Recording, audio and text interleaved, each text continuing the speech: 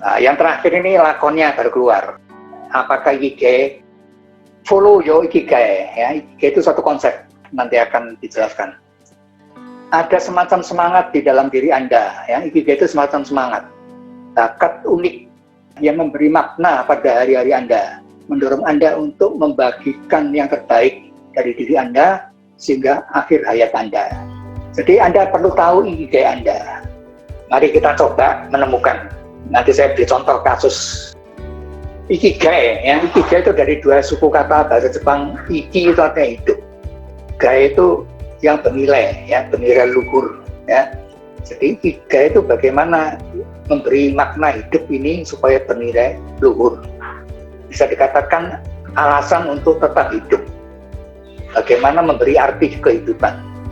Bagaimana Anda membuat hidup itu berharga. Alasannya apa? Atau gampangnya, Ikigai adalah alasan untuk bangun tiap-tiap pagi. Jadi kalau Anda pagi itu bangun semangat, itu pasti tahu ya, pasti nanti akan melakukan apa. Kalau bangun malas, tidur lagi, bangun tidur lagi, itu berarti nggak punya pekerjaan, ya, nggak punya rencana untuk hari ini. Ikigai itu adalah alasan untuk bangun setiap pagi. Suatu semangat, memberi makna untuk hidup. Hidup kita ini artinya apa? Itulah Ikigai. Ini membuat orang panjang umur ya. Jadi kalau orang ngerti hidup saya ini untuk apa, orang akan panjang umur. Bukunya banyak sekali. Sekarang pengetahuan itu murah sekali. Banyak buku, tapi terutama yang buku biru yang depan itu ya, itu bagus ya, itu yang bestseller. Ini salah satu bahannya ya yang saya berikan malam ini. Nah, ini Ikigai. Kalau diterangkan pelan-pelan ya bisa setengah hari. Tapi coba. Jadi orang itu punya 4. Jadi ini filosofi timur ya. Filosofi timur itu biasanya holistik, bukan sektoral. Orang melihat dari sudut luas.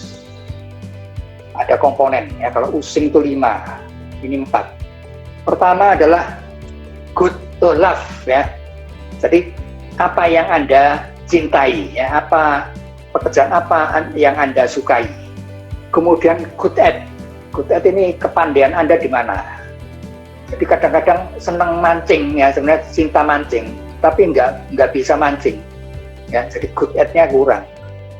Ya, jadi komponen kedua itu keahlian Anda apa, talenta Anda apa. Kemudian yang ketiga itu paid for ya, dengan pekerjaan itu Anda dapat bayaran.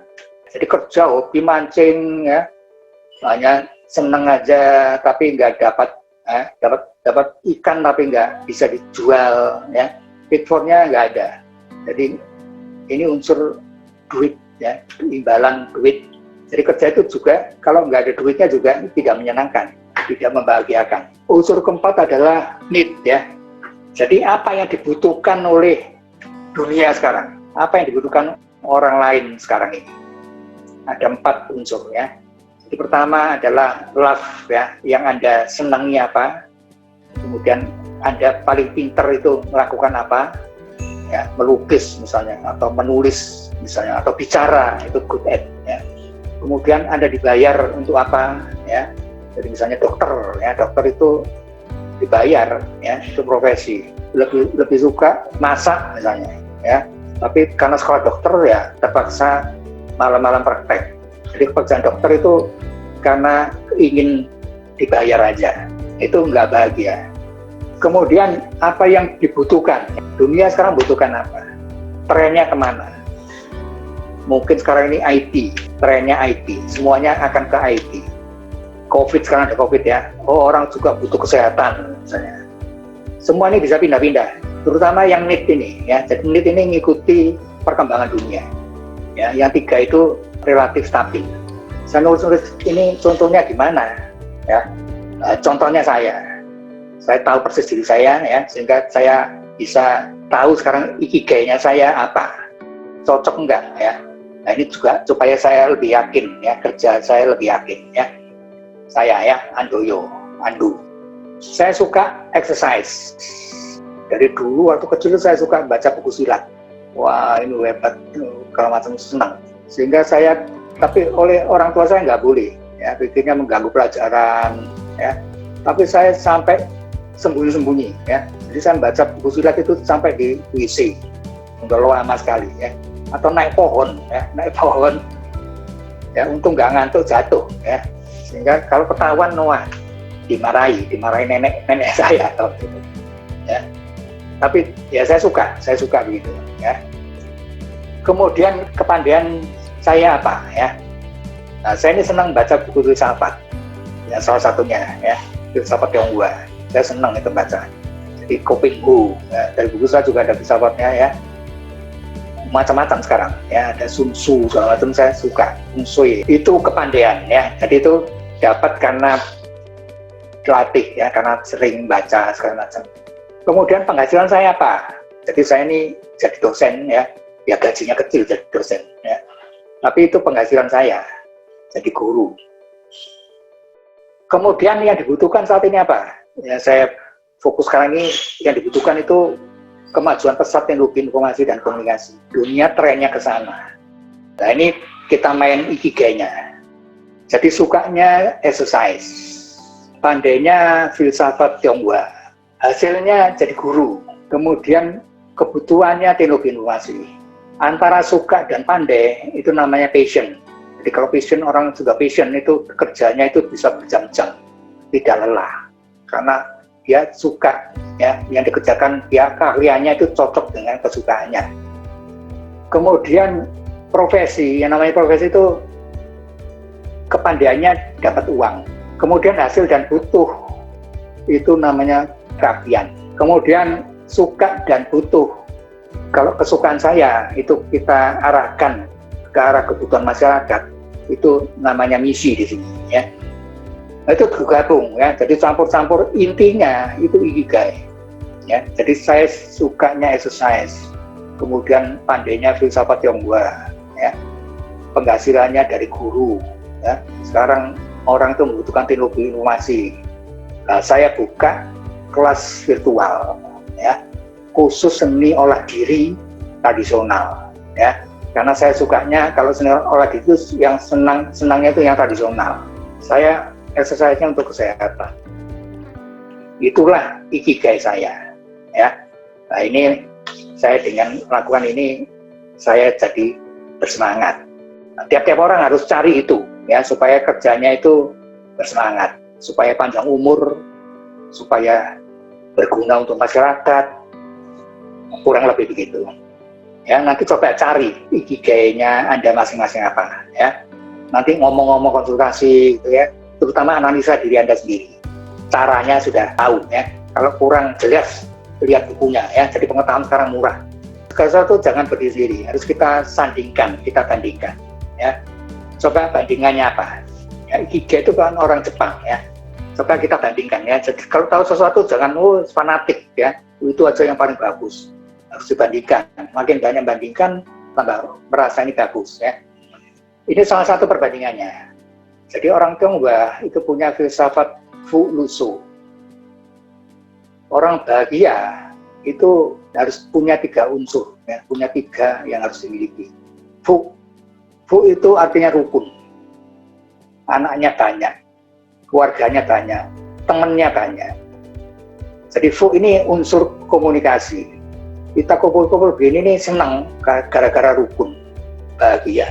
Entah belum makan atau mikirnya utangnya berapa belum bayar, bahagia kumpul-kumpul ya. Itu rukun.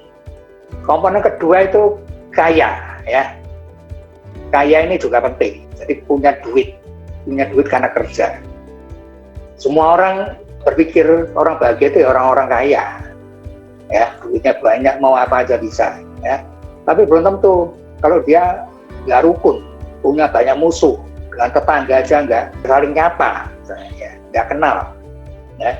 Anaknya juga problem ya, ada masalah keluarga misalnya ya, biarpun kaya juga nggak bahagia ya. Jadi sukses itu bukan hanya kaya aja, harus rukun juga ya. Yang ketiga, so itu sehat. Nah ini perlu rekreasi tadi, sehat dan punya pengetahuan banyak. Orang yang senangannya belajar ya, jadi lupa makan, baca buku aja ya, itu so-nya lebih kuat. Jadi bahagia menurut orang Tionghoa juga holistik ya. Orang Jepang tadi ikigai juga holistik ya.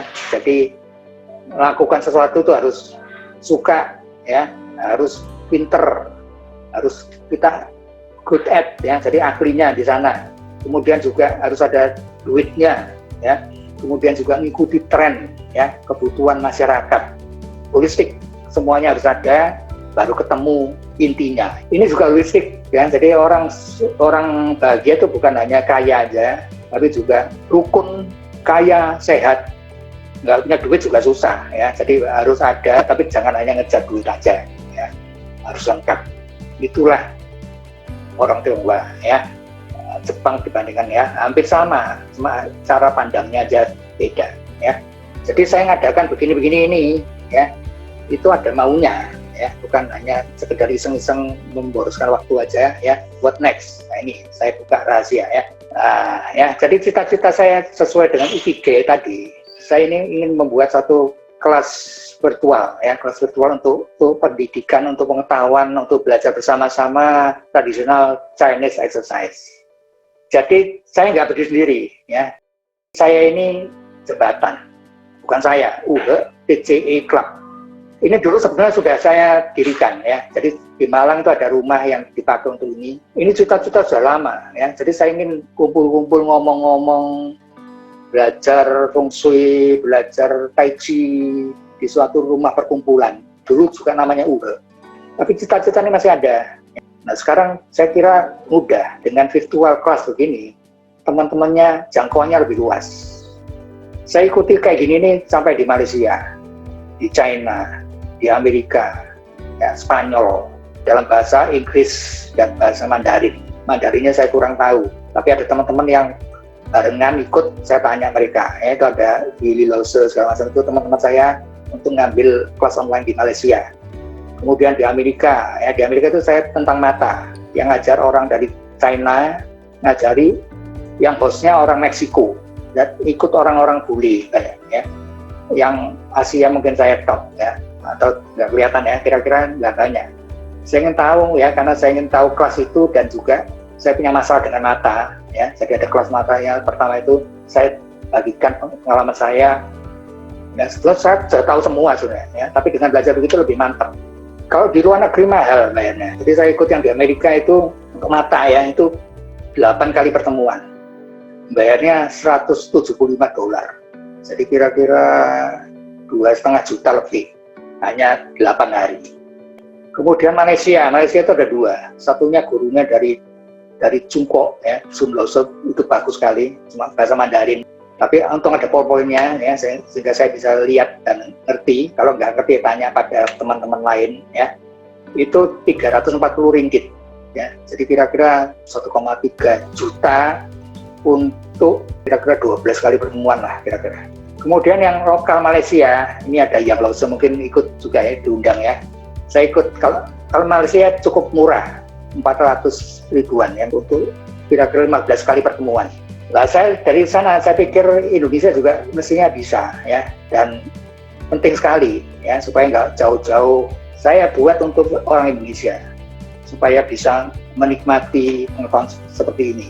Itu cita-cita sudah lama. Saya buat beberapa buku untuk Qigong, sudah ada websitenya, ya. Jadi kalau mau bisa lihat websitenya, itu hasil karya saya, ya. Saya buat untuk orang Indonesia dan bahasa Indonesia. Jadi TCE ini adalah jembatan untuk membawa kembali pengetahuan tradisional ke arah masyarakat modern.